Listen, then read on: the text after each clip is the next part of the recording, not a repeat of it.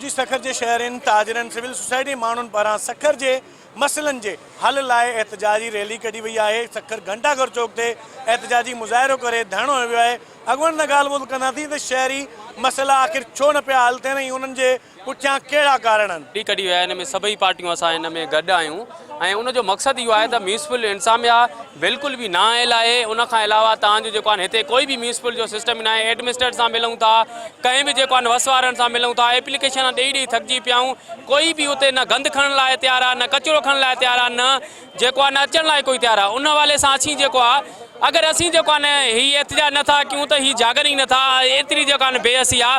अगर असीं चऊं था बाबा ये नालियूं जेको आहे साफ़ कराए चवनि था जीए भुट्टो, असीं चऊं था बाबा जेको आहे असांजा ही जेके रोड रस्ता ख़राब आहिनि चवनि था जीए भुट्टो, असां चऊं था बाबा जेको आहे हीअ जेके असांजा मसइला आहिनि उहे हल कयो चवनि था जीए भुट्टो। बाबा जीए भुट्टो जीए, मीराणी जीए, सुमरो जीए, सभु जीअनि, पर मसइलो इहो आहे त शहर जा कम त थियनि। सखर जा इहे चूंडियल नुमाइंदा चूंडबा अचनि था ऐं इहा ई पीपल्स पार्टी आहे जंहिंजी हिते हुकुमरानी आहे।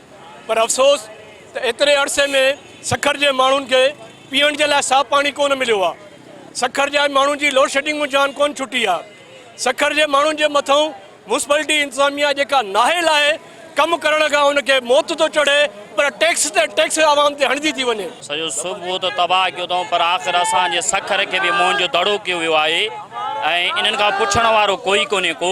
न पीअण जो पाणी आहे, न हिते सफ़ाई सुथराई जो निज़ाम आहे। सफ़ा सखर शहर खे उजाड़ करे छॾियो आहे। ॾींहुं ॿ ॾींहुं पोइते वञे थो, फंड अचे थो, अलाए काॾे थो वञे ख़बर न आहे। जेके ऑफिसर अफ़सरान जेके सुम्हिया पिया आहिनि, असांजा जेके सेनेटर ऐं असांजा MP MLA जेके सुम्हिया पिया आहिनि, उन्हनि खे उजागर करण जे लाइ रैली कढी वई आहे। बट मुझे गुजारिश आहे सभिनी खे, वज़ीर आला खे बि, खुर्शी शाह खे बि, सम्झा फरूक शाह खे बि, त महिरबानी करे तव्हां असांखो वोट वरिता आहिनि, हाणे महिरबानी करे असांजे मथां रहम कयो। रोड रस्ता खंडर गटर सभु पाणी जेको आहे रोडनि रस्तनि ते बीठो आहे।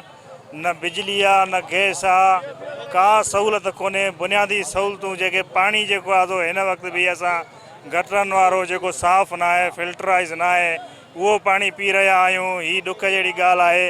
जी रैली जे माण्हुनि जो तव्हां ॻाल्हि ॿुधो, जिन जो चवणु आहे त करप्ट सियासतदान नाहिल सियासतदान जे करे सखर जा जेके रहवासी आहिनि उहे पीअण जे साफ़ पाणी समेत जेके बुनियादी सहूलियतूं आहिनि उन्हनि खां वांझल आहिनि। तंहिं करे सिंध हुकूमत तोड़े असां वफ़ाक़ी हुकूमत खां मुतालबो करियूं था त सिंध जे 3 नंबर वॾे शहर सखर तरफ़ तवजो ॾेई शहरनि जा जेके बुनियादी मसइला आहिनि उहे हल कया वञनि। कैमरामैन सज्जाद संदन गॾु फारूक सुमरो, टाइम न्यूज़, सखर।